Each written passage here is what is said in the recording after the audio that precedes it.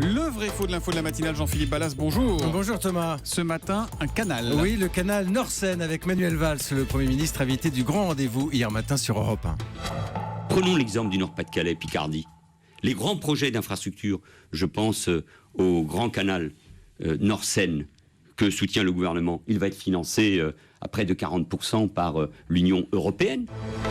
Le grand canal Nord-Seine, financé à près de 40% par l'Union européenne, c'est ce qu'affirme le Premier ministre. Vrai ou faux, Jean-Philippe? Vrai Thomas, mais en ce qui concerne la première tranche des travaux. Alors il y a beaucoup de chiffres qui circulent depuis des années sur ce grand canal. C'est l'occasion de se pencher sur ce projet pharaonique, Oui. selon l'expression consacrée.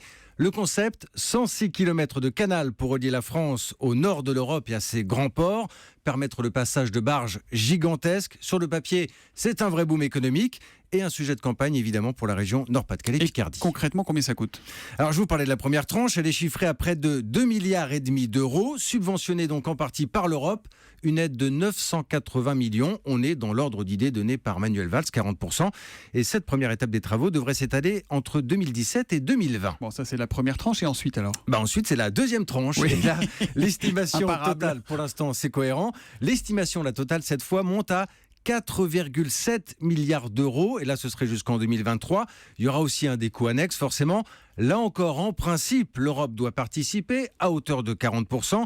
Comme dit l'un des responsables, on n'imagine pas le canal s'arrêter à mi-chemin. Bref, le total, c'est 1,8 milliard d'euros pour l'Union. L'État français lui financerait à hauteur de 1 milliard, comme les collectivités, 1 milliard aussi. Et ce qu'il reste, soit 700 millions, là, il faudra emprunter. On imagine aussi que l'idée c'est de créer des emplois, Jean-Philippe? Évidemment, avec un tel chantier, il pourrait apporter entre 10 000 et 15 000 emplois directs. Mais attention, là, forcément, on est dans une estimation. Il y a un consensus, en tout cas, entre les candidats au régional, au Nord-Pas-de-Calais, Picardie, sauf peut-être pour le Front National. C'est d'ailleurs lui qui est visé par Manuel Valls ici. Pas formellement opposé au projet, le Front National, mais forcément moins enthousiaste que ses adversaires dès qu'il s'agit de parler d'Europe. Le vrai faux de l'info de la matinale, tous les matins, après le journal de 7h30 sur Europe 1 avec Jean-Philippe Ballas. À demain, Jean-Philippe. Europe